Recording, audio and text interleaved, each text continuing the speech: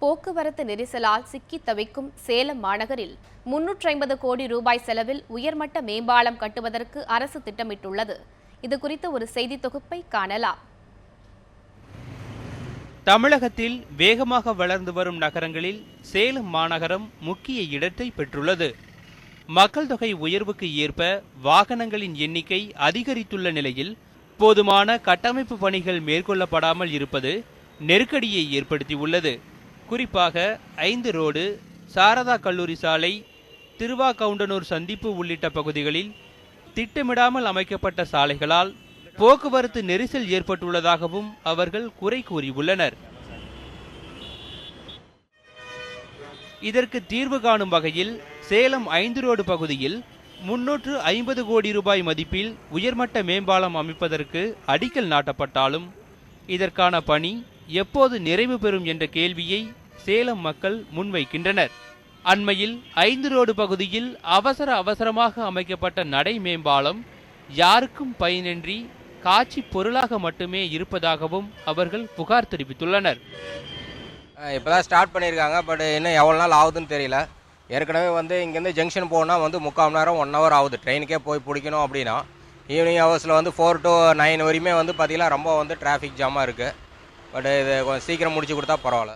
கிட்டத்தட்ட 6-7 சிக்னல் இருக்குது. ஒரு சிக்னலே 2 டைம் நின்று தான் பாஸ் பண்ணி வர சூழ்நிலை இருக்குது. இந்த டைம் பார்த்து இப்போ பாலம் கட்டுறேன்னு அறிவிச்சிருக்கிறாங்க. பாலம் கட்டுறது நல்ல விஷயம் தான் சார். ஆனால் அது எவ்வளோ சீக்கிரமாக முடிக்க முடியுமோ அவ்வளோ சீக்கிரமாக துரித நடவடிக்கை எடுத்து பாலம் கட்டி சீக்கிரம் முடிச்சாதான் அந்த டிராஃபிக் குறையும் சார். ஆட்சிக்கு வந்து 4 ஆண்டுகளுக்கு பின்னர் மேம்பாலம் கட்டுவதற்கு முதலமைச்சர் ஜெயலலிதா அடிக்கல் நாட்டியிருப்பது சட்டப்பேரவை தேர்தலுக்கான அரசியல் தந்திரம் என திமுகவினர் விமர்சித்துள்ளனர். சரியான திட்டமிடுதல் இல்லாமல் இந்த பாலத்தை இங்கே பாலப்பணிகளை செஞ்சாங்கன்னா கடுமையான வணிக பாதிப்பு இங்கே ஏற்படும். அதனால் அதை தவிர்க்கக்கூடிய வகையில் சரியான திட்டமிடுதலோட இந்த பணிகளை செஞ்சால் மட்டுமே பொதுமக்களுக்கும் பயனுள்ளதாக இருக்கும், போக்குவரத்து நெரிசலை தவிர்க்கிறதாகவும் இருக்கும். ஆனால் நிச்சயமாக இவங்க செய்ய மாட்டாங்க. அரசியல் லாபத்தோட பொதுமக்களை ஏமாற்றி ஓட்டு வாங்குறதுக்காக மட்டுமே காணொலி காட்சி மூலம் திறந்துட்டு சேலம் மக்களுக்கு கனவாக மட்டுமே முடியும் அப்படிங்கிறத நாங்கள் தெரிவிச்சுக்கிறோம்.